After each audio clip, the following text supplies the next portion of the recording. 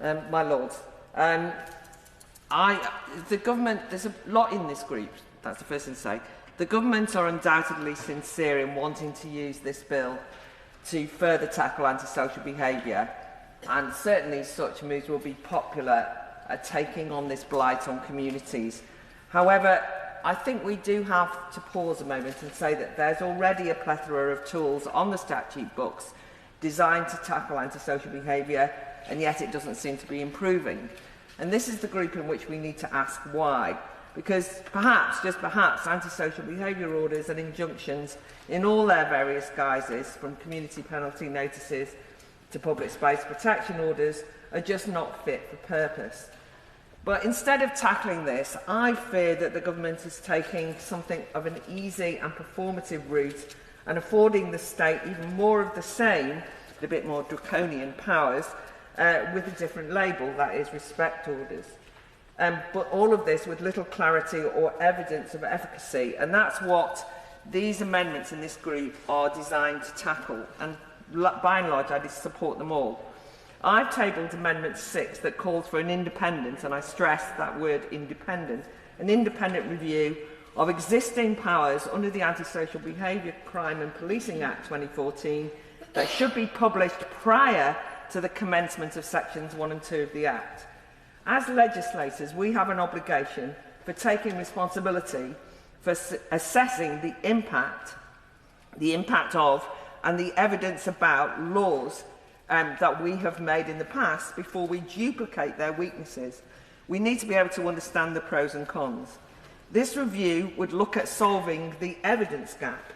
It's extraordinary that there's a significant gap and variation in data capture across relative authorities. Because ABI are locally administered in a patchwork of varied use, there's a worrying variation in the types and quality of data collected, the location of that data, and the ability of that data to be extrapolated and shared both internally or with relevant agencies where appropriate. This is surely a slap across the face of evidence-based policy making, because without data it is just not possible to adequately assess the effectiveness of behaviour orders and to fully understand any trends arising out of their imposition, enforcement or breach, including disproportionate impacts.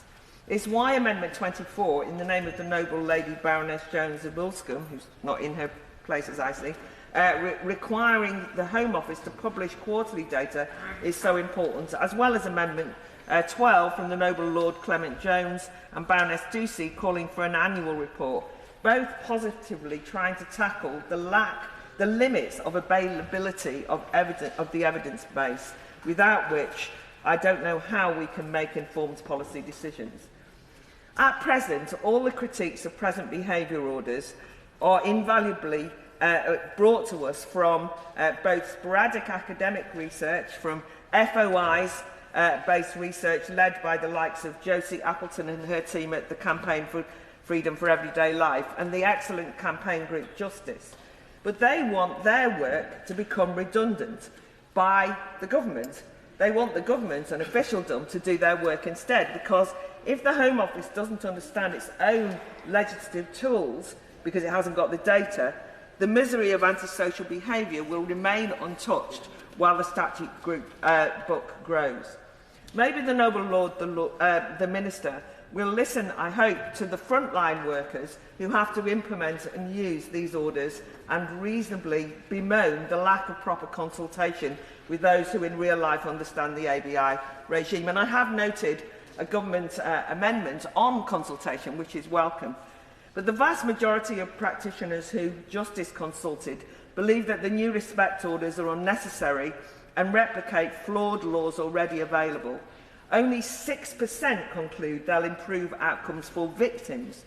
82% of respondents of the Practitioners Survey have called for the review of the existing 2014 Act of existing powers prior to introducing respect orders, and there was unanimous agreement that the government should be addressing problems inherent with existing injunctions and orders before creating more, and that failure to properly consult has meant that opportunities to resolve problems with the way orders operate in practice, not on paper, and to increase their effectiveness, that those opportunities are missed. Surely the noble Lord the Minister will want and feel the need to understand why research shows a significant proportion of CPNs and PSPOs are, for example, being overused for trivial activities such as, I don't know, feeding the birds, honking horns, gathering in groups, idling in your car, or imposed in inappropriate circumstance against too often the homeless and the mentally ill, where the behaviour complained of falls far below the threshold of antisocial behaviour that the public is concerned about and that the 2014 Act envisaged it would be tackling. And so all that we're asking, I think, in these amendments is that the Minister actually look at what's gone wrong so we can improve it. Surely the government is worried about the vastly varied use of existing orders that creates a postcode lottery for victims and also means British citizens don't know what's allowed from one town to another. Conduct that's totally lawful in Lincoln might be the subject of state sanction in Leeds. Surely such a differential variation in the volume of orders imposed, the type of orders imposed, the conditions imposed and so on, undermines the rule of law that I know this government feels very strongly in support of, and it makes enforcement dependent on the victim's location rather than circumstances, or on the perpetrator's location rather than the precisely how they're behaving badly. This makes a mockery of all of the notion of all of us being equal under the law, and a review would look at these problems and recommend practical solutions. Amendments 1 and 3 especially, I think, are important in relation to ensuring the respect orders are only used when necessary and in a proportionate way. We've already heard about that. I think that this is very helpful, particularly in creating a right to appeal. I'm worried that the statutory test and language use for imposing these new respect orders is so broad that rather than capturing behaviour that is serious, persistent in nature, it will, as I've said, criminalise more trivial behaviour. That they can be imposed on individuals without their knowledge, and most egregiously, can be imposed for an indefinite duration, for example, until further notice. That's why we need this appeals process. How is it fair or proportionate that an individual who has never been found guilty of an offence is required to comply with serious restrictions on their liberty and personal life indefinitely, yet someone convicted of an offence by the criminal justice system is at liberty and free of prohibitions once they've reached the end of their defined term of sentence, or even sometimes before these days? This is reminiscent of that stain on our justice system, the abolished and abominable IPP indefinite sentence that has caused such a scandal. So why would the government now create these new oppressive orders that flout the important principle that individual lives are subject to state interference?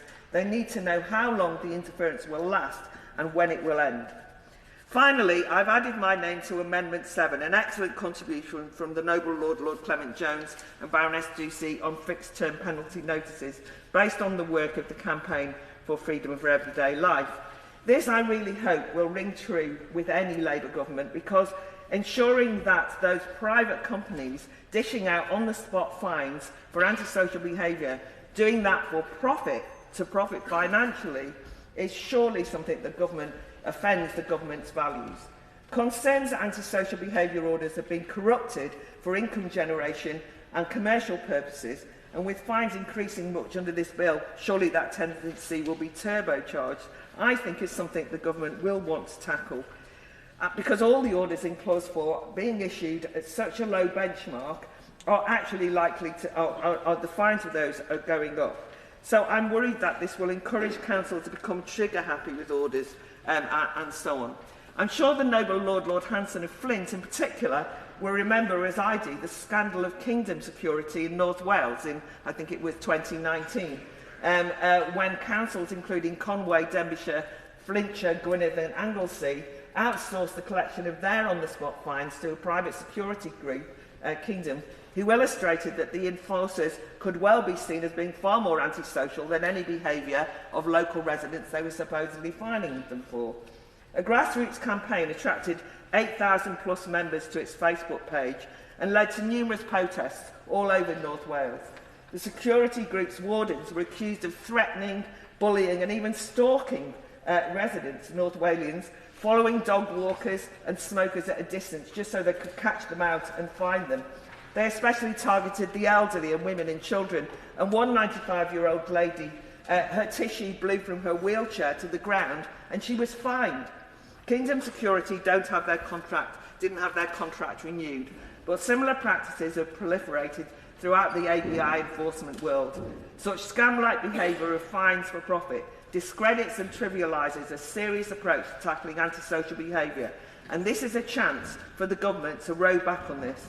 So I do hope that the noble Lords will call a division on this, and I'll certainly be voting in support of Amendment 7 if they do.